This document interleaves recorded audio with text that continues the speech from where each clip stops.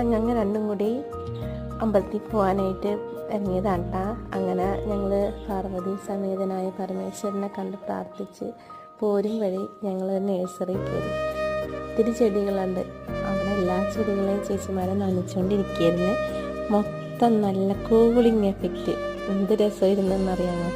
അപ്പോൾ നമുക്ക് 2 ചെടികൾ മേടിക്കാം. അപ്പോൾ 2 ചെടികൾ മേടിക്കാമെന്ന് കരുതി അങ്ങനെ 2 പേരും നമ്മൾ എടുത്തിട്ടുണ്ട്.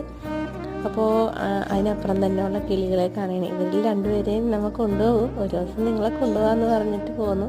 അപ്പോൾ ചെടികളിൽ ആരാണ് ഞങ്ങളുടെ കൂടെ വരാനായിട്ട് താല്പര്യമുള്ളതെന്ന് ചോദിച്ചപ്പോൾ അതേ കൈയും നോക്കി കൂടെ പോകുന്ന 2 പേരാണ് ഇവർ. 2 പേരുടെ ഇലകൾ കാണാൻ നല്ല ഭംഗിയാണ് കേട്ടോ. പേര് എനിക്ക് ഓർമ്മയില്ല. പിന്നെ ഒരു കാറ്റ്സ് ക്ലോ എന്ന് പറയുന്നത് നമ്മുടെ പ്ലാന്റില്ലേ, അതിനൊരെണ്ണം മേടിക്കണമെന്ന് കരുതി അങ്ങനെ മേടിച്ചുകൊണ്ട് വന്നിട്ടുണ്ട്. ഇവള് മഞ്ഞപ്പൂ വിരിയിക്കുമെന്നൊന്നും അറിയില്ല, ഇതുകൊണ്ട് പൂ വിരിയുമെന്ന് അറിയില്ല. ഇപ്പോൾ തന്നെ അതിൻ്റെ കൊമ്പ് കട്ട് ചെയ്തിട്ടിട്ട് അപ്പം ഞങ്ങൾ